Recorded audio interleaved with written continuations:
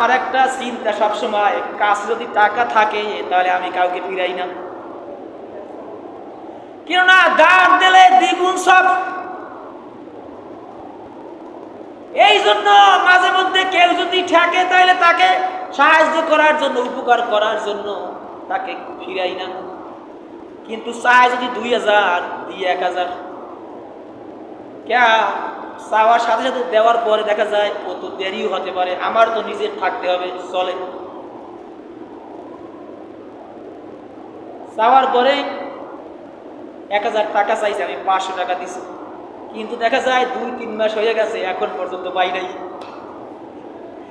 1 সপ্তাহ ওটা দিয়ে নেছে, অথচ দেখা যায় এখন পর্যন্ত 3-4 মাস হয়ে গেছে, এখনো পাই নাই। তাইলে আপনি মনে করেন এইসব লোক সম্পর্কে যদি নাম ধরে বলেন তাহলে আপনার গীবত হবে না? কারণ এগুলা সবচেয়ে সমাজের নিকৃষ্ট ব্যক্তি, ওয়াদা দিয়ে ওয়াদা রাখে না, মুনাফিকের আলামত। রাসূল করিম সাল্লাল্লাহু আলাইহি ওয়াসাল্লাম বলেছেন, গীবতকারী কিয়ামতের ময়দানে এত অসহায় হবে, ওই ব্যক্তি সবচাইতে অসহায় হবে। আল্লাহর নবী বলেন, এক শ্রেণীর মানুষ হাসরের ময়দানে আল্লাহর কাছে আরজ করবেন, রব্বুল আলামিন, আয় আল্লাহ গো, দুনিয়াতে বসে আমি তো অনেক নেকের কাজ করেছি, অনেক ভালো কাজ করেছি, কিন্তু আমার আমল নামায় কোনো নেক দেখি না কেন, কারণটা কি? আল্লাহ পাক বলবেন, তুমি দুনিয়ায় বসে লোকের সম্পর্কে গীবত করতে, শিকায়াত করতে, মানুষের বদনাম বলতে, যার কারণে যার সম্পর্কে তুমি বদনাম বলতে, অথচ দেখা যায় ওই লোকটা এই বদনাম করে নাই, এই অপরাধ করে নাই, যার কারণে আমি তোমার আমলগুলি, তারপরে আমি তোমার আমলগুলি আমি তার আমল নামায় যোগ করে দিয়েছি। বলে সুবহানাল্লাহ। সমাজে যার সম্পর্কে এই যে 3টি নাম বললাম, এদের সম্পর্কে আপনি যদি বলেন তাহলে কোনো গীবত হবে না। কিন্তু আমরা গীবত করি ভালো মানুষের নামে, যে কোনো সময় অন্যায় করে না। ভালো মানুষের নামে আমরা গীবত করি, ভালো মানুষের নামে আমরা বদনাম রটাই, যাতে ওই লোকটা আরো খারাপ হয়।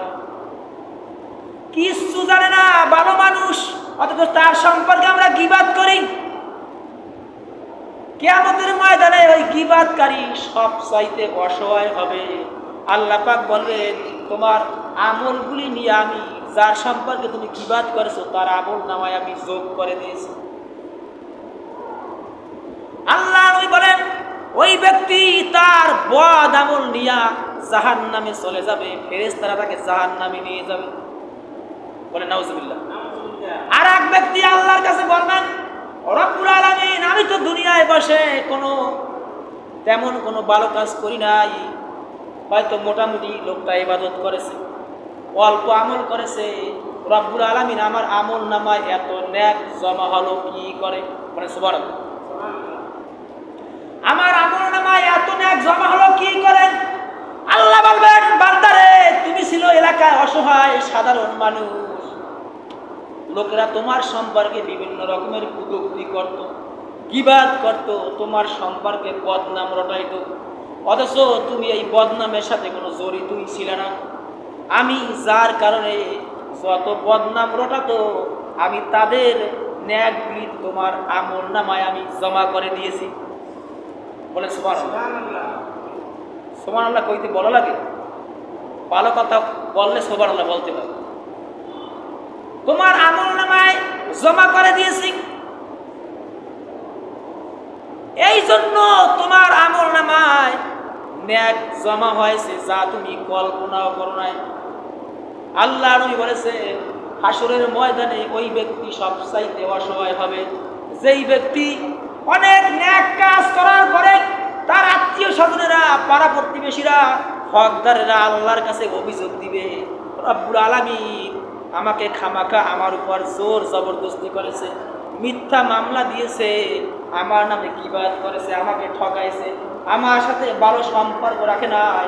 আল্লাহ পাক বলবেন, ওই ব্যক্তির নেকগুলি তাদের আমল নামায় যোগ করে দেওয়া হবে, আর ওই ব্যক্তি তার বদনাম, তার অপরাধগুলি, তার পাপগুলি গাড়ে নিয়া ওই ব্যক্তি অসহায় অবস্থায় জাহান্নামে চলে যাবে, আর ফেরেশতারা তাকে জাহান্নামে নিয়ে যাবে।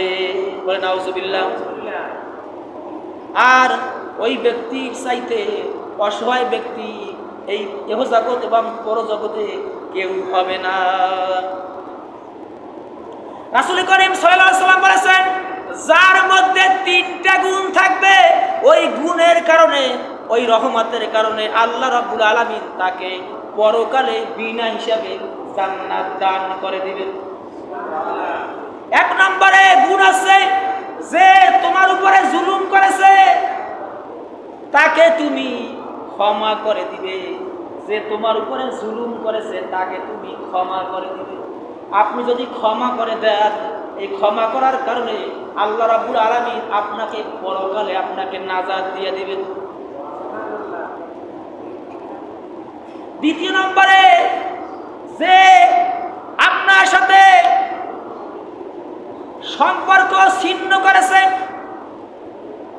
তার সাথে যদি আপনি সম্পর্ক রাখেন, মনে করেন আপনার আত্মীয় স্বজন আছে, অনেক আত্মীয় স্বজন আছে আত্মীয়তার সাথে কোনো সম্পর্ক নাই, আত্মীয়তার সাথে কোনো ভালো সম্পর্ক নাই, অথচ আল্লাহ রাসূল বলেছেন লা ইয়াদখুল জান্নাতা কাতিউর রহিম, আত্মীয়তার সম্পর্ক ছিন্নকারী জান্নাতে প্রবেশ করবে না। যেই ব্যক্তি তোমার সাথে সম্পর্ক ছিন্ন করেছে তার সাথে তুমি সম্পর্কের পরিচয় দিবে।